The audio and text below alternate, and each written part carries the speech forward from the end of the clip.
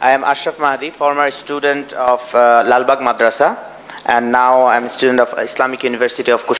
বাংলাদেশের রাজপথে কারা নির্যাতিত 24-এর অন্যতম অগ্রসেনানী জাতীয় নাগরিক পার্টি এনসিপির কেন্দ্রীয় যুগ্ম আহ্বায়ক হাফেজ মাওলানা আশরাফ উদ্দিন মাহদি আজহারি জাতিসংঘের তদন্ত টিমের সামনে তুলে ধরেছেন বিগত 16 বছরে তৌহিদ ছাত্র জনতার উপর স্বৈরাচারী সরকারের নির্মম নিপীড়নের চিত্র।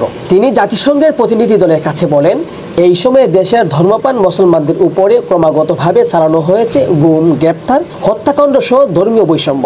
তার এ বক্তব্য জাতিসংঘের টিম গভীরভাবে মনোযোগ দিয়ে শুনে এবং প্রয়োজনীয় নথিপত্র সংগ্রহ করে।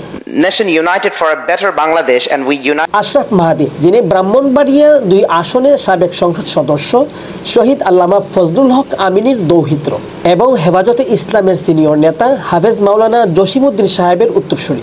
তিনি নিজেকে ধারাবাহিকভাবে তৌহিদি জনতার সেবায় নিয়োজিত রেখেছেন।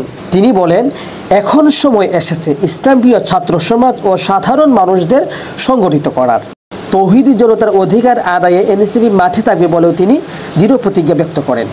Of human rights and genocide. Sheikh সাদি, বিডিএস নিউজ।